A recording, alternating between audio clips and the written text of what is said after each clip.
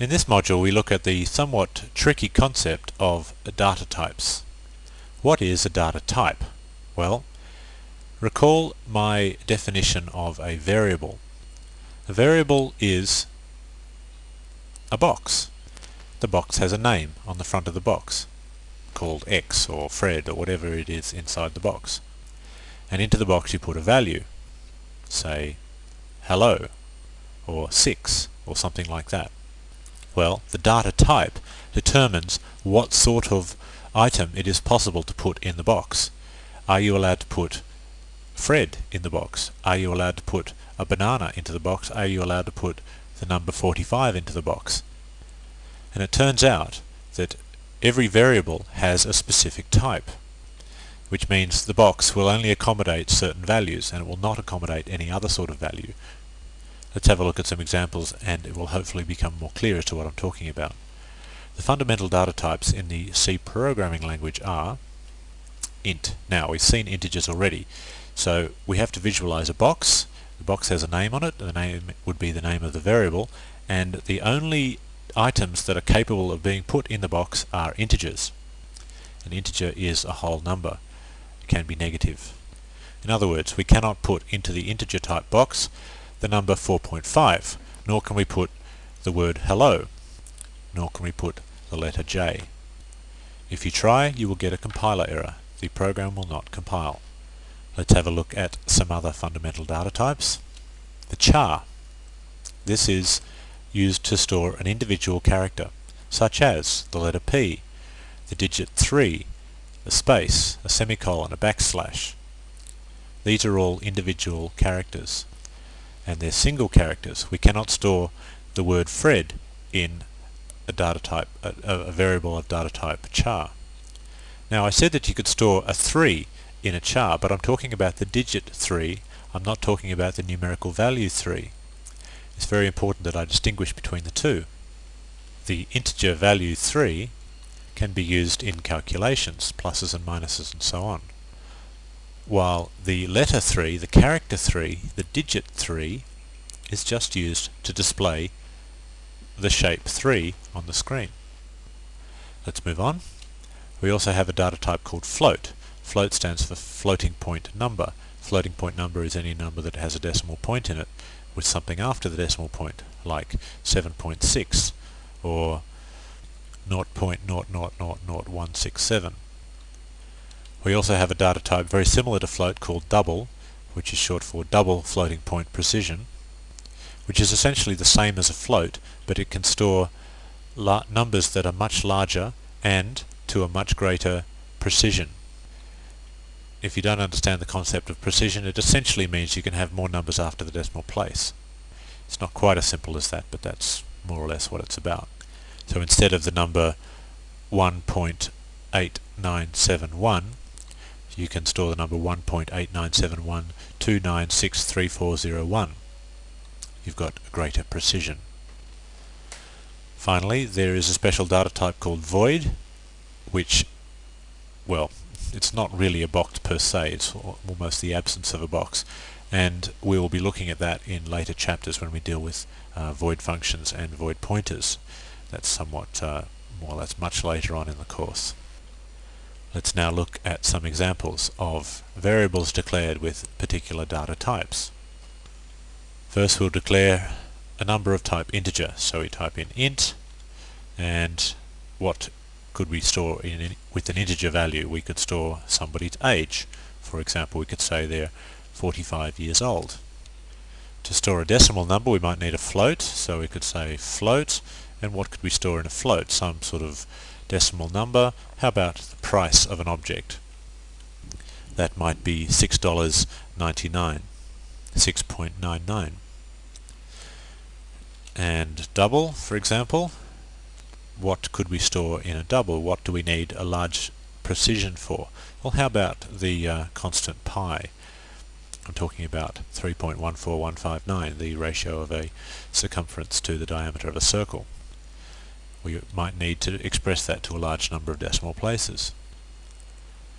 And also a character, a single character. What could we express within a single character? How about my initial. Got to spell it right. I'm used to typing int. Initial. Now let's assign some values to these. Let's assign a value to pi, which one might be 3.14159, which is in fact correct. Well, it's correct to 5 decimal places anyway. We might want to assign an initial, so I'll use my initial equals, well, my initial is M for Mark, so can I just put the letter M there? No, I can't. It's not enough just to put an M there. If I put an M there, the compiler will interpret that as a variable that is named M. Even though we haven't declared a variable called M, the compiler will presume that that's what I'm trying to do, and it will look for one and it will not find it, so it will give me an error message saying there is no such variable called M. There is a very special way of denoting individual characters, and they are done like this. You put individual quotes around them. That's single quotes as opposed to double quotes. Double quotes are used for strings, single quotes are used for single characters. And then a semicolon on the end. So that is how you assign a single character. Finally, we'll do the price. Price equals 4.57, let's say, $4.57 that would be. Let's have a look now at some more advanced topics related to data types. We need to look at type modifiers. I'll show you some type modifiers and then I'll explain what they are. We have the type modifiers short and long. Let me go back to the source code and show you where you can use the words short and long. When you're declaring a value, you can possibly, if you choose to, prefix the type name with a modifier, short or long in this case. However, you cannot do it for all data types. You can do it for integers. You can have a short or a long integer. You cannot have a short or a long float. You cannot have a short double, but you can, on some compilers, have a long double. And you cannot have a short or a long char. So the only ones that are allowed are short and long integers and a long double. Okay, fair enough, but what do? Well, they change the amount of data space available to store the value in the variable. In other words, they change the size of the box.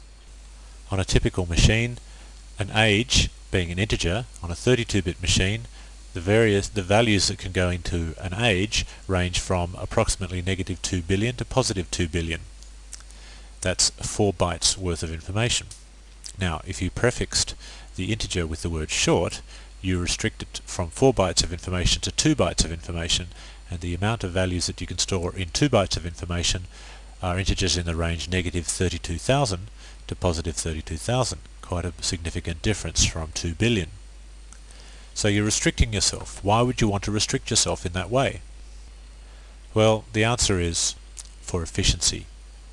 It is taking up less space to use 2 bytes for 4 bytes.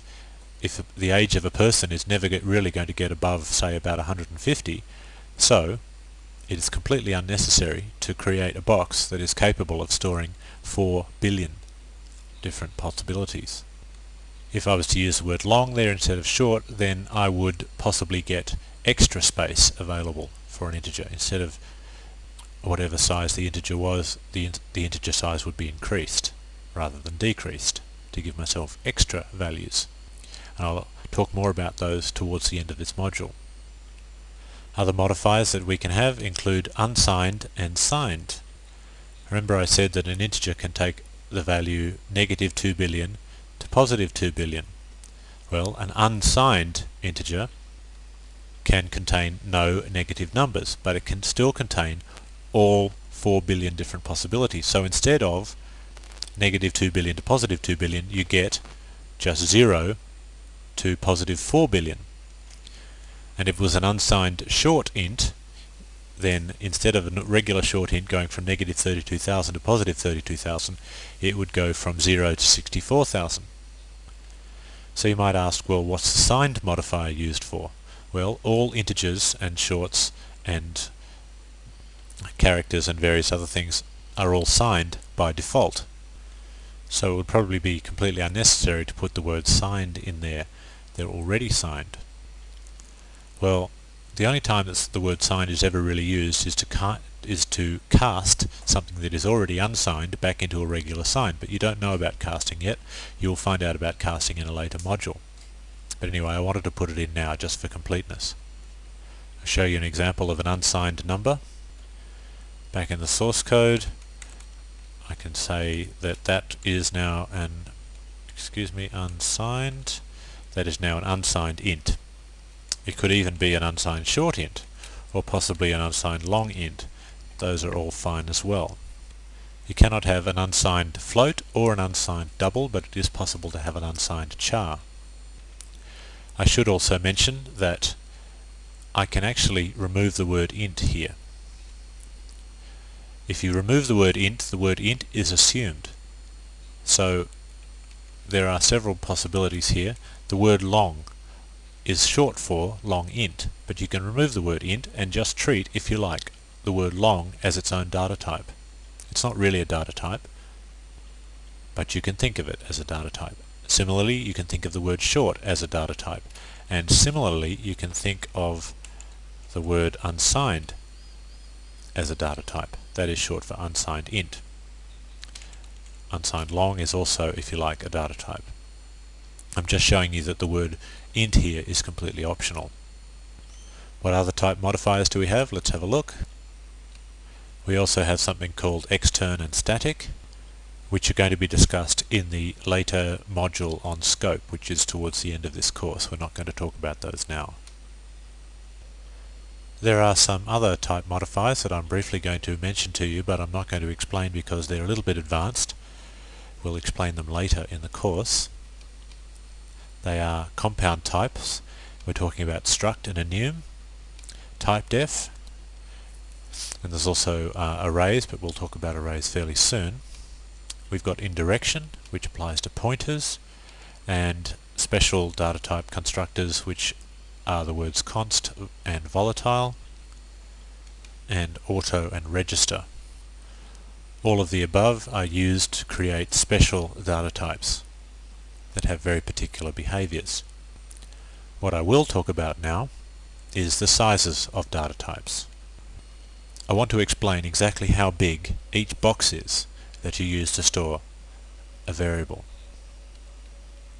This is the table that I'm going to use. Data types have very specific sizes. Let's go through them. First we'll talk about a long. A long is stored in 4 bytes in memory. When I say a long, of course, I'm referring to a long integer. This means that if you multiply the number of bytes by 8, there are 8 bits in a byte, then you get 32 bits. We're talking about a 32-bit field, a 32-bit variable. To find out how many combinations of values can be stored in 32 bits of information, you multiply 2 to the power of 32, and you get about 4 billion. There are 4 billion different values that can be stored in a long. They can either be unsigned, which means they go from 0 to 4 billion, or they can be signed from negative 2 billion to positive 2 billion. Similarly for a short, that's 16 bits of information, so that's 65,000 different combinations.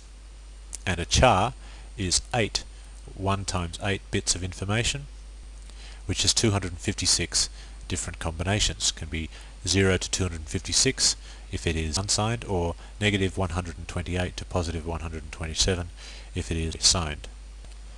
Now, interestingly and very importantly, I want everyone to pay very careful attention to when I talk about integers here. The size of an integer depends on the operating system that's running on the computer. We hear about 32-bit operating systems and 16-bit operating systems. What they're talking about here is the size of their integers. It's a little bit more sophisticated than that. They're actually talking about the size of a memory address. But for all intents and purposes, that's the same as the size of an integer. And on a 32-bit machine, and most operating systems these days are 32-bit operating systems, an integer will be 32 bits, so it will be the same size as a long. Windows 3.1, the old version of Windows, was a 16-bit operating system, and so the integer was 16 bits, so it was the same size as a short. Anyway, the point is that there is absolutely no guarantee about the size of an integer. It varies from machine to machine. Sometimes it's 2 bytes, sometimes it's 4 bytes.